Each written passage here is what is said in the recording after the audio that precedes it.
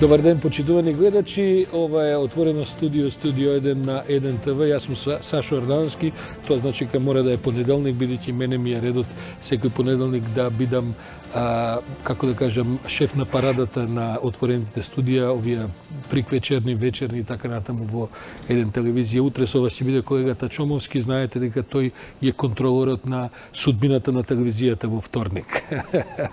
Инаку денеска да ви кажам дека малку се разладивме, како што чувствувате, барем овие, да кажем, врнежи во Скопје, иако слушаме дека низ Македонија биле и непријатни некои тие врнежи, имало и град и многу молњи и така натаму, меѓутоа сепак после 38 степени, добро е малку да се разладиме, така што веројатно според прогнозите тоа време ќе потрае цела оваа недела.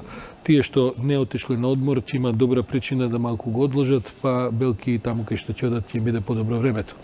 Денеска ќе поразговараме пред дневникот во 20 часот со мојот гостин кој што ќе ви го представам за некој момент. Потоа веднаш после дневникот ќе следува традиционално редовната емисија на колешката Анета Кочишки, која што во емисијата Лица за гостин ќе го има господинот Филип Достовски, кој што е еден од првите активисти во Македонија за легализацијата на марихуаната, а потоа негдека во 22 часот јас имам еден разговор, една завршна дебата за вечерва со специјалната обвинителка Фатиме Фетаи. Мислам дека ќе биде занимливо, бидејќи госпоѓа Фетаи, што е право, се нема појавено прилично време на телевизиските екрани, а со неа претпоставам, како што и самите знаете, секогаш е интересно да се разговара, и потоа ќе следуваат редовните содржини, вклучувајќи ги завршните вести на еден телевизија, за да го затвориме овој понеделнички ден.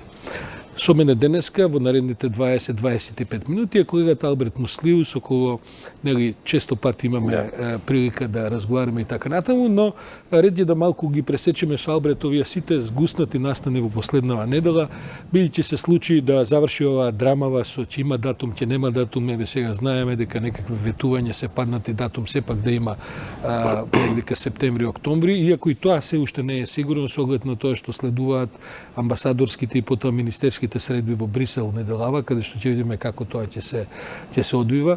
Вчера имавме еден голем централен одбор на Социјалдемократскиот сојуз во Охрид, каде што се направи овие кадровски промени, односно се уште се одвиваат. Тоа е како војнија времињата кои ќе заседаше ЦК-ДСКМ, па цела држава се тресеше, но факт е дека таа партија на власт, па се разбира дека кадровските промени се важни, а вчера и ВМРО-ДПМН прослави 29 години од своето основање како ВМРО-ДПМН, така што и тие имаа своја прослава во која што ги повторија добро познатите ставови во однос на власт. И конечно, се разбира што не е неважно, една година од Преспанскиот договор, така што мислам, Алберт, дека имаме доволно... добро почуваме. Добро почуваме. Да бидам искрен, денешниот ден инаку нема Бог знае какви вести, бидејќи ги гледавме со колегите, после ова следува дневникот, денеска нема судења, нема некакви меѓународни посети и така натаму, така што ќе имаме еден релативно мирен ден после една релативно бурна недела.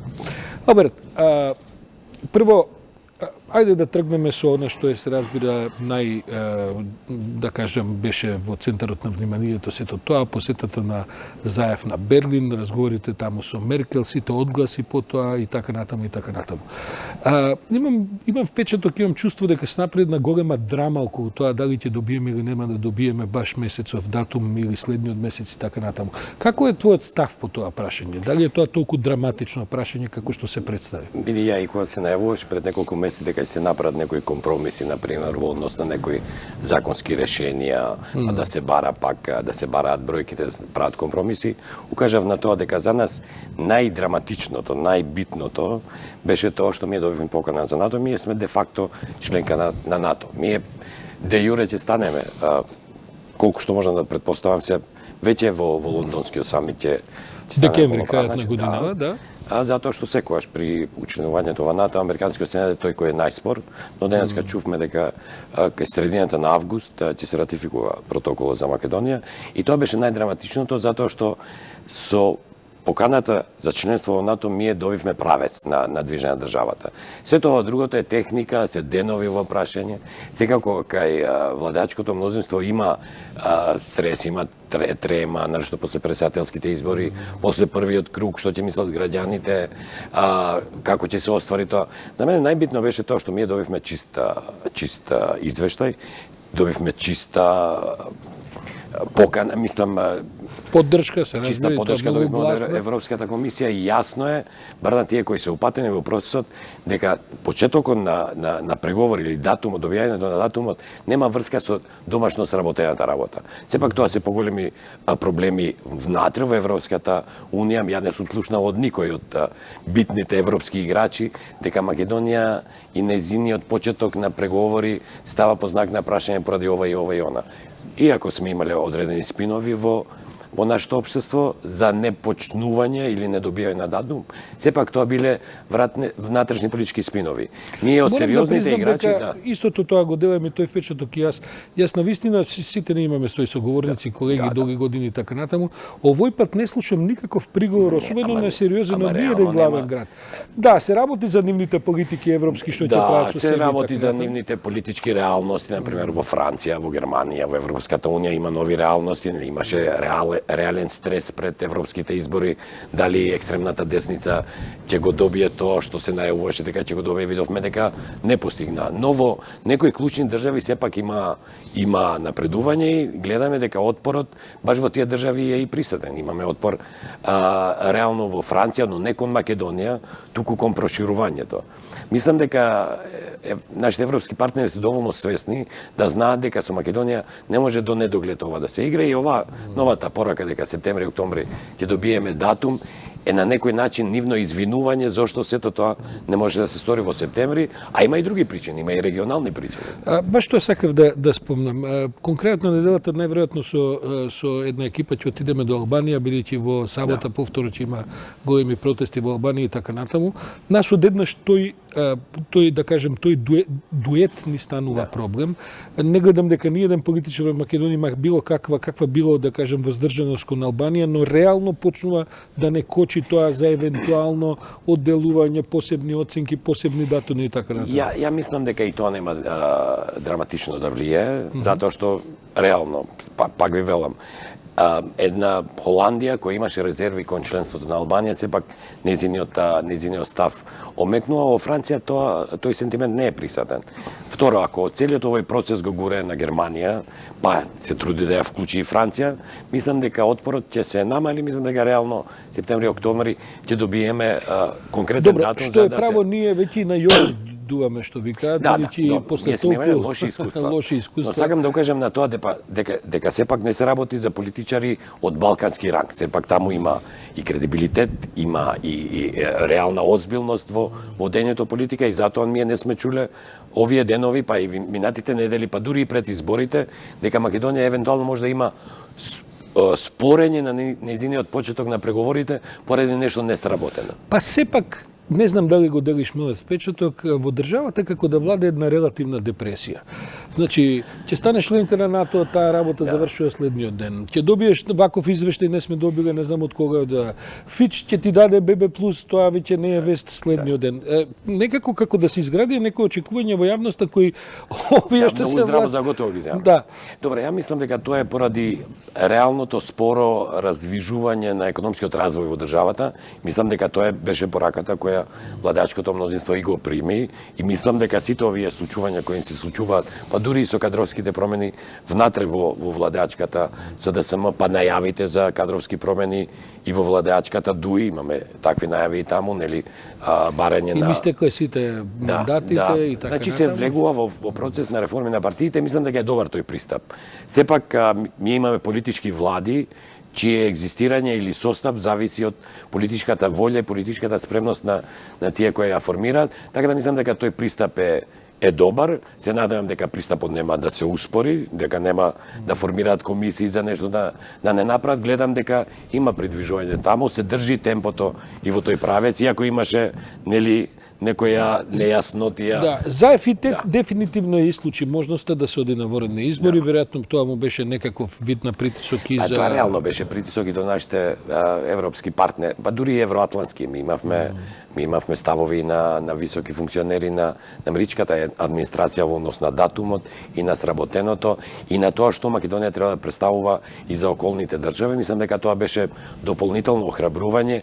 За жал кај нас било кое водење на конструктивна политика кон надвор се злоупотребува внатрешно и дојде до една ситуација пред експлозија внатрешно зошто најавил избори. Значи владеачкото мнозинство не мора да најавува избори. Ние во минатото сме имали искуства кога правеле атмосфера за 70 дена, објавувале избори, ние сме влегувале во изборен процес. Мислам дека тоа беше дел од притисокот кој реално резултираше со некаков ефект на најава на добивање датум во септември и октомври. Добро, очекуваш нешто подраматично, поважно да се случи со кадровски промени, бидејќи сега добивме една цифра? Ја очекувам и се надевам. Се надевам прво како граѓанин, очекувам по тоа какви движења гледам и реално очекувам да се, иако ни следуваат летни одмори, мислам дека владата го нема тој луксус да прави долги одмори како што сме имале порано, мислам дека го имаат крајниот момент, значи нема многу маневрски простор да и ги спроведат промените, но тие промени да почнат да се рефлектираат и во законски решенија и во покажување некоја зголемена динамика во сите министерства. Ние сме сведоци дека последните 7-18 месеци, 20 месеци, сите се ставаа под капата на преговарачите за кои резултираа со преспанскиот договор и со уставните промени и сите се вадеа на тоа. Дали ќе има економски развој, ќе има, ама да го завршиме ова. Џомити, цела влада се бавеше со тој процес. Што е право малку како да се стегнаа, како се најавија кадровски промени. Апсолутно, ги гледаме се поактивни, имаме некои па се повеќе, како да кажам, наративни за своите успеси, но мислам дека реално и граѓаните знаат каде сме имале побрза или поефективна администрација, поефективни министерства, каде сме имале успорени министерства и верувам дека тоа се рефлектира и при промените кои се. Во каква кондиција е опозицијата? Вчера таа прослави свој голем празник и така натаму, речникот е истиот како изминативе месеци, па би рекол дури и години.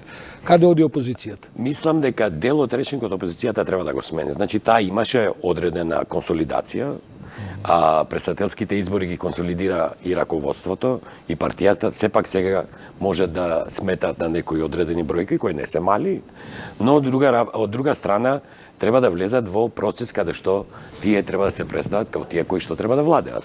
Значи мислам дека сериозно им престои фаза на диференцијација со лошото владење, иако имаме слаби најави. Знаци дека за тоа има подготвеност? Има слаби најави, на пример дистанцирање од одредени политики, нема така пожртвено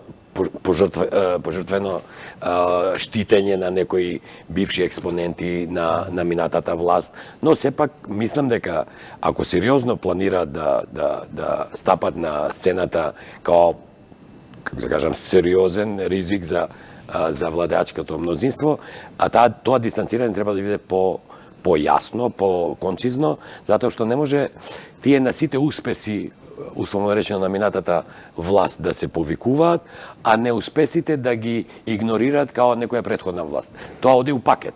Добро, но сепак таму реално ништо не е помрднато. Значи, во кадровска смисла тоа се главно мислите луѓе кои што ги остави Груевски, во програмска смисла тоа е повторно противењето на Преспански договор, едно премолчено прифаќање и така натаму. Значи, првата фаза според мене е дистанцирање со лошото владење и владењето кое не донесе до фаза на извештај на Европска комисија за они до сега можност за тоа па не го направи. Мислам дека чека председателски избори, мислам дека чека консолидирање на бројките и консолидирање на лидершипот. Второ, имаше некоја промена на фронтмените на политичката партија. Иако тие се дел од некое старо раководство, сепак некои нови лица се тие кои се во јавноста поприсатни. Сакам да кажам, за мене поголем проблем е дистанцирањето од минатата власт, како да кажам, прифаќањето на криминалот кој е направен, затоа што ние имаме веќе правосудни судски пресуди, а верувам дека уште поголем број од нив ќе следуваат, имаме притворени луѓе, така да тоа дистанцирање ќе мора да се појави ако сакаат граѓаните да ги сватат као сериозна алтернатива на владеачкото мнозинство. Друга работа е односот на опозицијската ДПМН кон албанскиот условно речено фактор. Тоа е вториот важен. Значи во моментот има релативен монопол на владеачката СДСМ во однос на кооперативноста на албанските партии, баш поради пристапот на опозицијската ДПМН во однос на Преспанскиот договор и законот за јазиците. Мислам дека нивниот став, например, во однос на пред 6 месеци е смекнат, но не е променет. Сепак е тој јасен став. Гледаш некакви пораки политички, гледаш некакви обиди за приближување, Ја гледам смекнување, гледам промена во наративот, но сепак недоволна за да им дае материјал на евентуално на албанските политички партии кои би сакале да влезат во посериозна соработка со ВМРО, да тоа може да го сторат без штета кај не ли се тие се уште радиоактивни, да кажем, под наводници во смисла на... ти реков, значи, реално сега постои релативен монопол на владачката СДСМ на можноста за соработка со албанските политички партии. Како ова ќе се движи? Дали ВМРО да помене тоа час поскоро ќе го направи? Или поради внатрешната консолидација ќе го одолжи тој процес, што подолго го одолговлекува и нејзиното членство и подржувачите, па и нејзините противници ќе бидат свесни дека таа не е, како да кажем, владеачки капитал или материјал кој може евентуално да формира ново мнозинство. А што се случува кај албанската опозиција? Значи, албанската опозиција имаше еден блесок за председателските избори. Друго прашање, како тоа се изменаџира помеѓу двата изборни круга, затоа што Мислиш, можеше и повешто? Мислам дека можеше повешто, затоа што останаа граѓаните во дилема. Дали овие гласови кои ги доби победникот се подржувачи на ДУИ или се подржувачи на албанската опозиција? Ако наративот го сменеа во процесот помеѓу двата изборни круга, мислам дека политичкиот бенефит ќе беше подобар за нив. И што ја и ти знаеме дека политиката не е математика каде што 2 плюс 2 се 4. Во политика може да бидат и 400, и 3, и 0, така да све до политичкиот наратив кој го користат.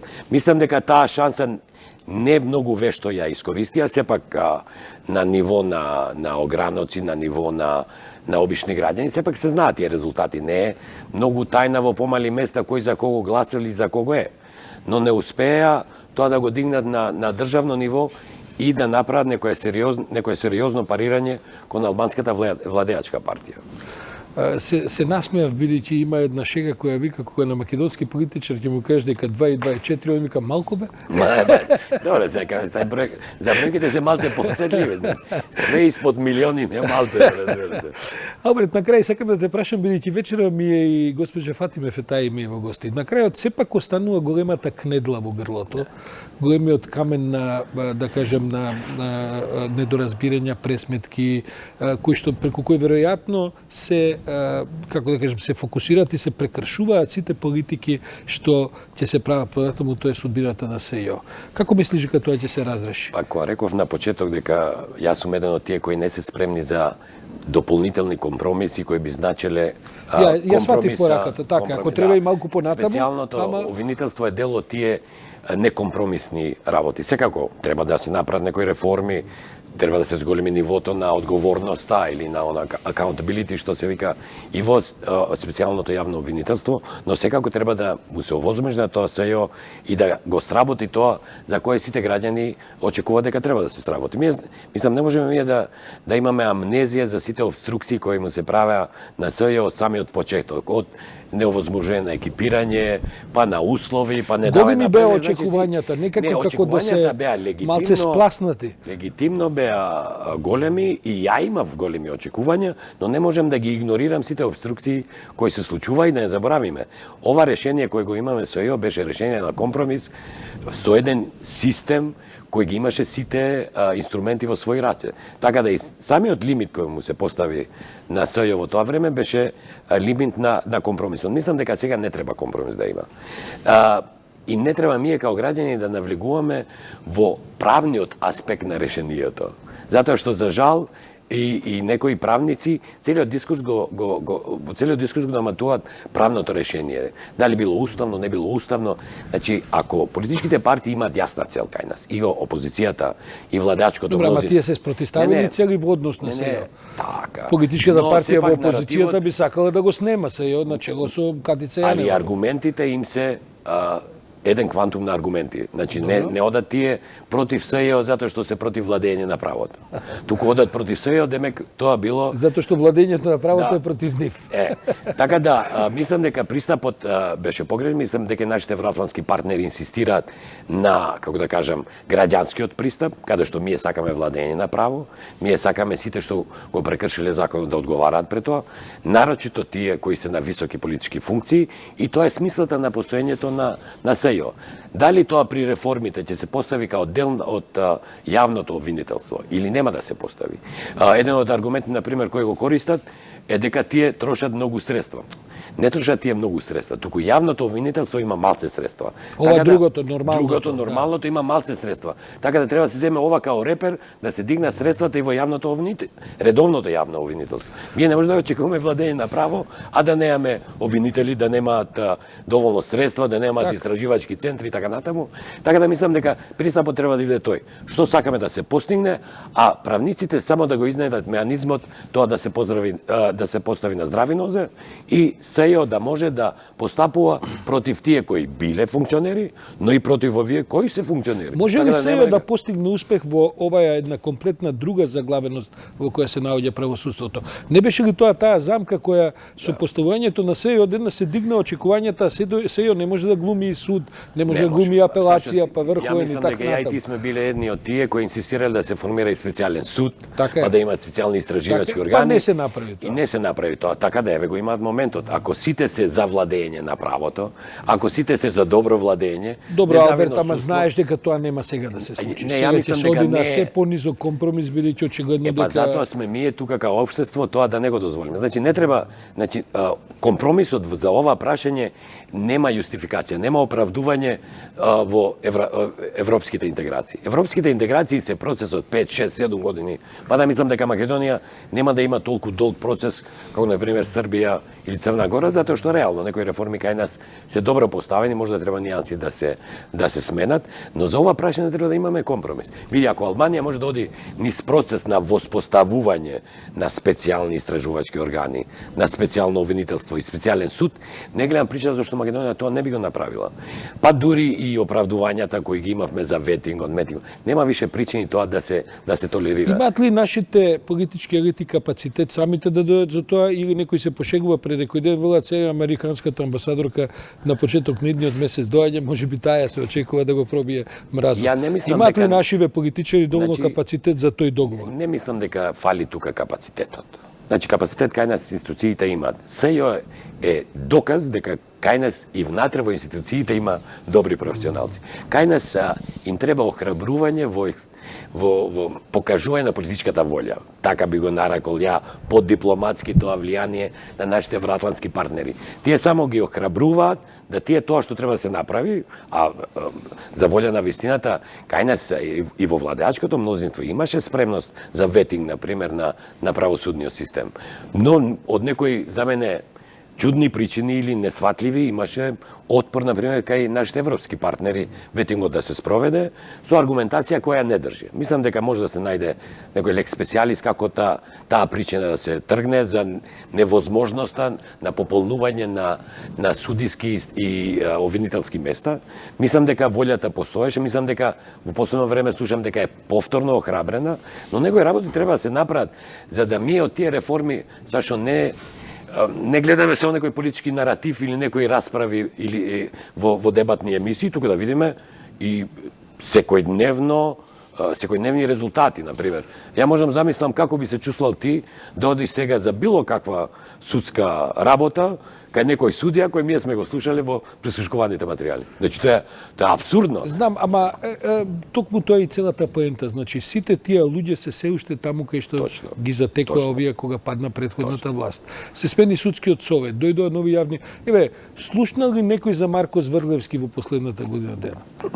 За него имавме секои дневни вести додека беше врнал на власт. Слушна ли некој како да ти кажам, се добива впечаток дека се е паднато врз грбот на СЈО.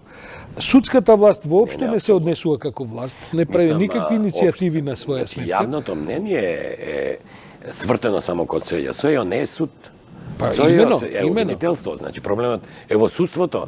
Ми е некои пребегнувања што ги имавме, дел од вината за тоа секако стои и кај судовите. Ја не сум за арбитрарно судство каде што се одлучува по политичкиот момент, но сепак некои ризици беа многу. Па тоа се јасни. испоставува како проблем, се повлече политиката од судството е како изгубено во шума. Не знаеш што да прави. Во кој правец да, Кој правец да го фати. Во секој случај, значи нема тука амнестирање на било кој од нив кој е виновен. Сакам да ти кажам, нам во еден дел, на пример, во делот на меѓународната политика, на правење нови пријателства, на етаблирање добра позиција на Македонија на меѓународна сцена, имавме храбри потези. Од друга страна, немавме храбри потези во внатрешната политика. И мислам дека е крајно време тука да се охрабрат. Значи, колку год тие потези да се болни, колку год и за владачкото мнозинство е болно да се сменат некои пријатели од позиции на министри. Ама тука нема дилема. Ние преска не ли разговаравме. Било кој е многу добар или се чувствува предобар за институционалната власт, може да се приклучи кај нас во невладиниот сектор. Ние немаме такви обврски и такви Последното прашање, има ги Зоран Заев капацитет за тоа? И мислам, волја и решеност да тоа го спроведе? Мислам дека се уште гледам во него и енергија, и волја, и спремност. Мислам дека превише беше концентриран на другите прашања, не на внатрешните, во внатрешните требаше неговата одлучност и храброст и се надевам дека новиот избор кој ќе се направи ќе биде избор на храбри луѓе, не само луѓе кои очекуваат или чекаат инструкции од премиерот или од тој што е погоре, туку само иницијативно да преземат храбри чекори за да може реално ситуацијата да се смени. Ми имаме министри, например, во труд и социјала, имавме храбри потези на министерката, дури и храбри соочувања и мислам дека кај граѓаните имаме реално позитивен став кон нејзиното работење. Така да тоа го очекувам од Алберт, би можело ние вака веројатно можеме долго време. Благодарам како и секојаш инспиративен. Ова беше разговорот со Алберт Муслију. Вие почитувани гледачи останете со нас. Следува малку пропагандна програма, а потоа централниот дневник на 1 ТВ. Јас сум Сашо Ордановски, ова е понеделник отворено студио 1 ТВ.